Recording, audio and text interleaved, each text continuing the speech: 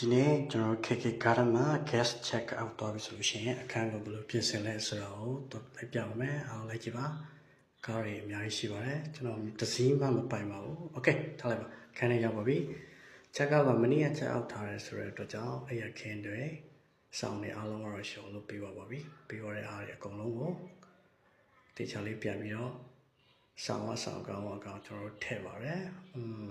ဒါလည်းကျွန်တော်နဲ့အထက်ပညာတစ်ခုကိုတင်ခွင့်ရတယ်လို့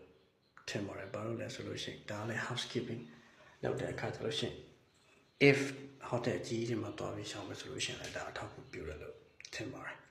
အဲ့ဒါကြောင့်လည်းအဆင်ပြေပါတယ်ပြောရဲလောက်လောက်ရတာလေစောင်းနေတခြားခောက်ထည့်ပြီးပါပြီခေါင်းစတွေတခြားထည့်ပြီးပါပြီဆိုလို့ရှိရင်တော့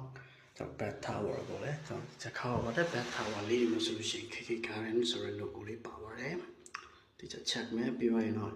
ရင်းနှီးမှနှစ်ခွက်နဲ့လက်ဖေးကိုတခြားကြည့်ပါမယ်တန်ရှင်းရပြီးပါရင်ရေခဲတတောက်လည်းအဲ့ဒါမရှိသေးတဲ့အတွက်ကြောင့်မိပလက်ကိုဖြုတ်ထားပါမယ် electric ကိုချွေထားတဲ့သဘောပေါ့အားလုံး clean ပြီးအားလုံး set up ပြီးပါပြီဆိုလို့ရှိရင်တော့ကျွန်တော်မိမိန်ချပါမယ်မိမိန်ချပြီးရင်ကျွန်တော် close the door right